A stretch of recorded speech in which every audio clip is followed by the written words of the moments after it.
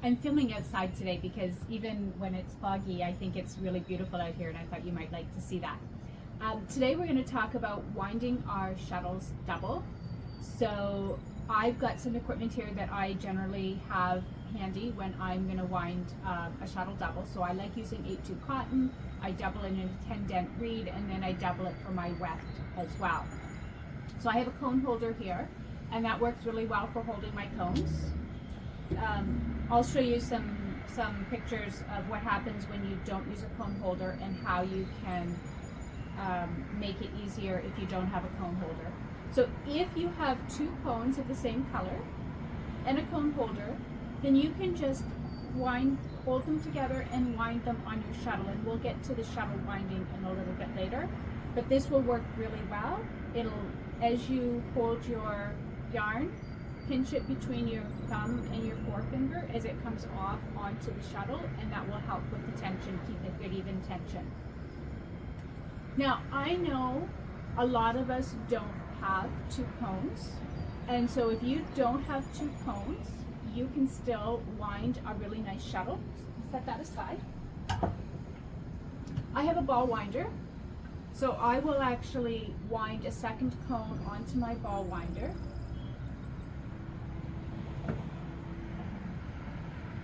Wind it through here. The cotton's really slippery, it slides out really easily, so I actually put it through the groove there and I put it back through again, and then I can start winding my second ball. Now again, not all of us have ball winders, but you can still wind a second cone without a ball winder.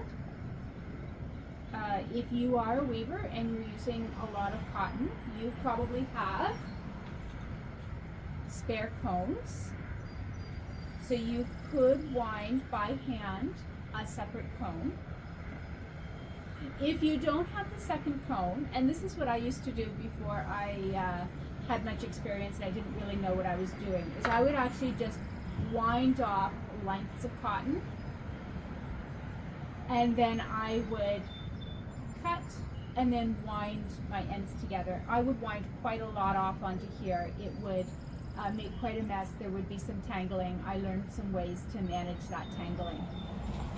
If I'm going to wind from loose cotton on the floor, I'm going to put everything on the floor and I'm going to run the strands under my foot, and my foot will actually help as a tensioner. Can you hear there's a nest of birds down here. I can hear them, their mom or dad must have just come back with breakfast. So that's the actual getting it wound, getting a second cone ball wound. You can also, if you don't want to wind it onto the floor, you don't have an empty cone, you don't have a ball winder, you can just wind it off onto your fingers as well. And put that on the floor, run it under your foot as you're winding it onto your shuttle. Now the next part I'm going to show you is at the actual winding onto a shuttle. So we'll so how you wind your shuttle is important. Not the actual mechanics of it, but the tension. You want to make sure that when your yarn comes off the shuttle, it comes off all evenly, that you don't have one strand that's coming off faster than the other. And that means you need to wind it on well to start with. I like to do a figure 8 on both sides of my shuttle, but you can go round and round and round. You can do figure 8 on one side and then fill that one side up, turn it around, do figure 8 on the other. You can do whatever works for you. That part isn't important. What's important is the tension. Now, one of the things that I like to do at the beginning of my weave, you know how when you get to the end of your shuttle, your ends all start falling off and it's a mess and it's no fun? I hold it here and I do a little figure 8 a couple of times here. This is going to hold everything all in place when I get to the end of my shuttle. And then I'm going to start winding. I've got my fingers pinched here. Maybe you can see there's actually whiteness there because I'm squeezing hard enough that there's whiteness. You want to have that nice and firm there, because what that does is it evens the tension coming off of here. Now, I would normally have more distance between my fingers and my cones, but so that you can see it, I can't really put this on the floor, but I would normally have whatever I'm winding from on the floor, and then I would start winding. So I'm going to wrap it around. So I'm at the front of my shuttle here. I'm going to wrap it around to the back. I'm going to bring it back up and to the other side. I'm on this side. I'm going to bring it back down to the other. So I'm always going to the opposite side of my shuttle. So I've started on, it's coming off on this side, so I'm going to go around to the back side now. And then I'm going around to the back side. You will get a hang of this, and it won't seem so bad. As you're winding, what you can feel is the cotton coming through your fingers. So you can feel if there's a knot, so you can take that knot out.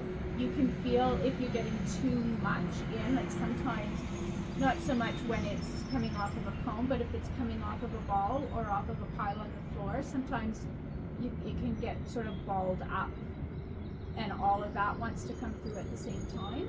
And so running it through your fingers helps eliminate that. You can feel exactly what's going on. If you feel like you need to, you can weave it around your fingers, and that gives even a little bit more of a tensioning device. But I don't actually find I need to do that. So I'm just going to keep winding until I have a nice full shuttle.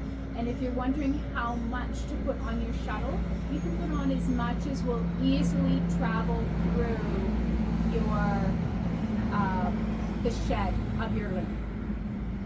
So that's how I wind shuttles. That's how I wind double. If you have any comments, questions, or if you have a way of doing it easier than this, let me know. I'd love to hear about that in the comments.